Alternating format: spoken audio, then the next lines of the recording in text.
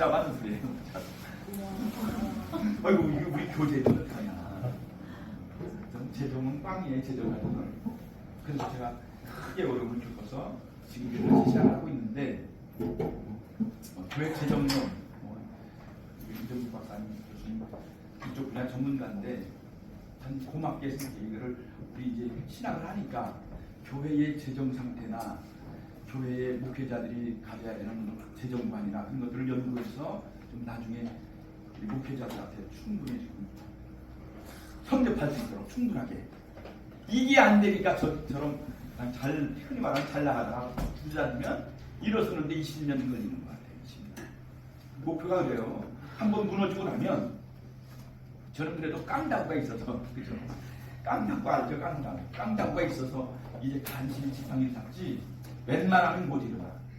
나도 죽었다가 하나님이 좀 안 됐던지 불쌍하든지 하나님 보시기에는 좀 측은했던지 간신히 이제 허리를 좀 펴보려고 하는 중인데 이거를 몰라서 여기 보니까 또 파레트 법칙 규칙도 그런 이야기 근데 다른 내용이기도 하지만 있더라고요. 그런데 뭐 이런 재정에 대한 거 충분히 알았으면 좋겠어요. 우리 목사님들 믿음만 믿음 믿습니다 하고 갔더니 바로 이렇게 떨어지더라고. 제가 됐어요. 믿습니다 하고 은행 돈 재정 무서운 줄 모르고 쓰는 게 있는지 아니면 다 주님 건지 내가 쓰는 주님이 쓰시겠다는데 내가 쓰는 것도 아니고 나 라면 하나 가지고 충분히 먹고 살아요. 하루에 한 끼 먹어도 지금 한밭식당에서 뭐 내가 도와줄 거 없어요. 주머니 설거지도 해주고 제가 RI 출신이니까 RI가 뭔지 알아요? RI RI 설거지하는 거 설거지에서 습기 생긴다고 그러면 밥도 공짜로 주지 예를 들어 RI가 설거지 어려서 근데 이제 문제는 믿습니다 하고 시작했더니 안 되더라고. 그러니까 남들을 떨어지고 나니까 죽든지 기절하든지 다행히 하나님이 사명이 있어서 그런지 기절만 시켰어. 근데 그거 깨어나고 보니까 뵈는 게 없어. 아무도 없어 주변에. 이거 우리 그래서 이따가 잠깐 이거 하나씩 선물하면 기가 막히겠는데 아마 이거 겁나게 비싸 선물은 못할 거야. 얼마인데? 이건 겁나게 비싸겠죠. 웬만한 거 요만한 거 저 제목 들려도 10,000원 되는데 뭐 이건 가격으로는 안 먹거든. 뭐 그렇지. 이건 또 전에 한 몇 년 전에 된 거죠? 2, 3년, 3, 4년. 얼마쯤 할까요 이게? 10만 원. 10만 원 안 하겠어? 진짜 45,000원. 그 정도는 하겠다. 왜냐면 여기 38,000원 있습니다. 지금은 한 4만. 이건 이제 일반 전문서니까 다 이거 알 건 없지만 뭐 여기 자세히 나 또 안 봤는데 공부를 제가 하거든요. 연구실에 놓고 뭐 국가 경제 재정 상태 것도 뭐 중요하죠. 또 지방 경제 지자체 제가 뭐 참여를 한 15년 20년 해보는데 굉장히 중요하죠. 교회 재정은 뭐 더 우리 믿음으로 하는 경향이 있지만 일반 세상 재정이나 회계 문제는 아주 예민하게 봐야죠. 거기다 올려놨습니다. 그래서 시간이 짧으니까 돈이 소득이 어디에서 나온지에 대한 것만 제가 짧게 이 돈의 흐름에 대해서 한번 잠깐 보도록 하겠습니다. 한 5분 정도 해서요. 이게 이제 시장 경제에서 여기가 이제 기업이고 이렇게 기업이 이렇게 있거든요. 기업이 있고 여기에 이제 가게가 있잖아요. 이렇게 가게가 있는데 이제 가게는 보통 이제 이게 수요자 또는 소비자 또는 이렇게 얘기하죠. 이쪽은 이제 기업 측을 이거를 수요 공급자 또는 생산자 이렇게 이제 하면 이 경제가 돌아가는 게 굉장히 복잡한 것 같지만 이 모형 하나에 다 들어 있습니다. 이 모형에. 그러면 이것이 이렇게 이제 굴러가는 거거든요. 이 밑에를 생산 이제 요소 시장이라고 해요. 생산 요소, 생산을 하기 위한 요소를 생산 요소 시장. 그다음에 여기는 이제 상품을 만든 상품 시장이라고 하거든요. 상품 시장. 그러면 이 가게가 기본적으로는 토지와 노동과 자본을 공급해 주는 거거든요. 공급해 주면 이 생산 요소 시장에 이렇게 공급을 해주면 이 생산 요소를 받아가지고 기업이 상품을 생산하는데 생산 요소를 받은 것 중에 제일 기업이 가지고 있는 게 뭐냐면 기술입니다.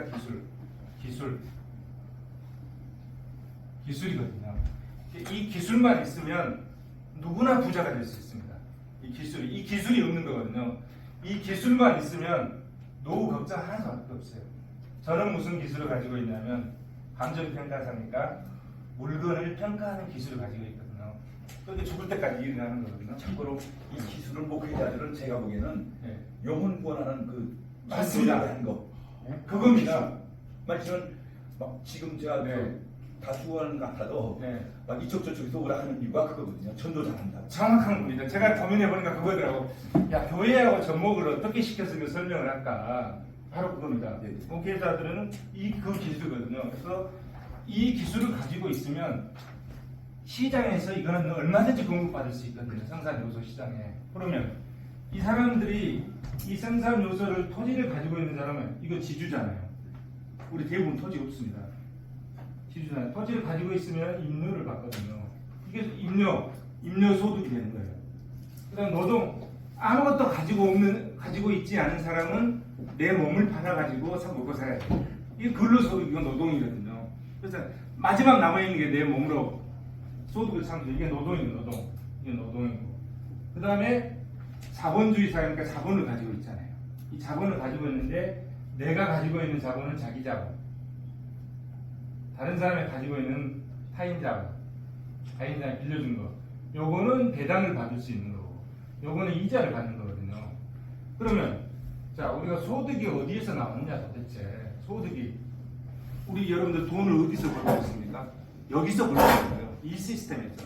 소득이 어디서 나냐면 토지를 가지고 있는 거는 임대소득. 소득이잖아요. 이 소득이잖아요. 직장에 가서 일하는 사람들은 노동소득.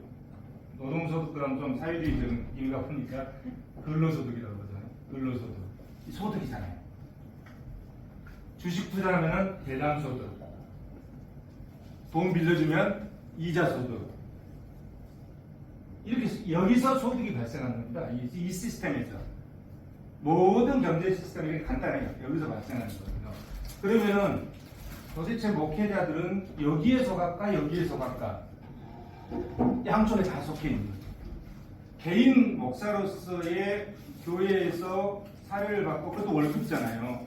경제학적으로 월급을 받으면 여기에 속돼 있는 거죠. 근데 교회를 경영하고 있다. 그러면 그 목회자가 이걸 하고 있는 겁니다. 그렇잖아요? 교회를 경영하고. 근데 문제는 이제 이것과 이것을 절대 혼동해서는 안 된다는 거예요. 혼동하면서 이것 수요 측면에 여기 자 수요 여기 이 수요 측면과 공급 측면을 기업은 혼동하지 않습니다. 왜 그러냐면은 기업은 이렇게 갑니다. 기업은 상법이 있고 상법 밑에 있는 여러 가지 제도에 의해서 기업 회계를 합니다. 기업 회계를 하잖아요. 기업 회계를 해놓으면 그 다음에 여기 세법이 있고 여기에 이 법에서 세무 회계를 합니다. 세무 회계를. 그래가지고 세금을 부과하는 거거든요. 그러면 이 기업의 입장에서는 기본적으로 이걸 해요. 기업 회계를. 기업 회계를 하는 것은 결국은 두 가지 목적이 있습니다. 하나는 세금을 내기 위해서. 더 중요한 목적이. 기업 회계가 더 중요한 목적이. 정확히 알기 위해서. 이걸 안 하면 알 수가 없잖아요. 이걸 안 하면. 목회자들이 이걸 안 해버리면 어떻게 돌아가는지 알 수가 없는 겁니다. 근데 기업들은 의무적으로 하게 하고 세금을 부과하니까 이걸 해왔어요. 목회자들 세금 안 냈잖아요. 그러니까 이걸 안 하는 거예요, 지금까지. 제가 공부하기 생각합니다. 이게 주먹구구식. 주먹구구식이 되는 거지. 근데 이제 몇 년 전부터는 좀 제도가 바뀐 것 같아요. 목사님도 세금을 내겠다고 했잖아요. 이제. 법이 바뀐 줄 제가 알거든요. 친구님들 옛날부터 세금을 냈고. 그러니까 이제 세금을 내게 하니까 이 세무 얘기는 세무사들이 하는 거고, 요거는 이제 교회에서 해야 되잖아요. 교회에서 이걸 안 할 수가 없을 거예요. 해야 돼요. 근데 세금을 내는 거는 두 번째예요. 더 중요한 거는 내가 정확히 이 회계를 운영을 해야만이 성도들한테 신뢰를 줄 수가 있잖아요. 그게 더 중요한 거거든요. 그게. 그래서 지금은 이제 국가에서 목회자들에 대해서 세금을 내야 된다는 이 방향으로 가서 흐름이 있기 때문에 이제는 더 정확히 해야 되는 문제. 그리고 아까 말씀드린 중요한 거는 우리 성도들한테 투명하게 나의 회계를 알려주고 또 어떤 다른 실수를 하지 않기 위해서는 이게 그래서 이 시스템이 이게 이제 시장 경제잖아요. 이게 시장 경제인데 이게 시장 경제 중에서도 이거를 이제 미시 경제라고 하거든요. 미시 경제. 자, 경제를 운영하는 주체는 세 가지입니다. 가게가 있고 기업이 있고 정부가 있거든요. 제가 연구하는 거는 정부 경제를 연구하는 거고, 정부 경제를 연구하는 시스템에 이거는 기본적으로 깔고 있는 겁니다. 이거를 이해를 못하면 정부 경제를, 그러니까 이제 재정하기 어렵다고 그러거든요. 이 미시 경제학을 정확히 해야. 그러면 가게와 기업인데 목회자들은 이 가게에 해당된다. 개인 목회자는. 그 다음에 교회를 운영하는 목회자는 이걸 가지고 있다. 그러면서 말씀을 통해서 상품을 생산해내는 거잖아요. 말씀을 통해서.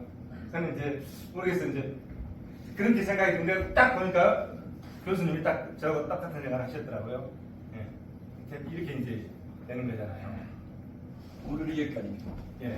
예. 시간이 너무 많이 되니까 나머지 이 흐름에 대해서는 아까 제가 PPT 띄워놓은 거 제가 강의하고 있는 거니까 그걸 참고하시고 기회 있으면 또 하도록 하겠습니다. 감사합니다.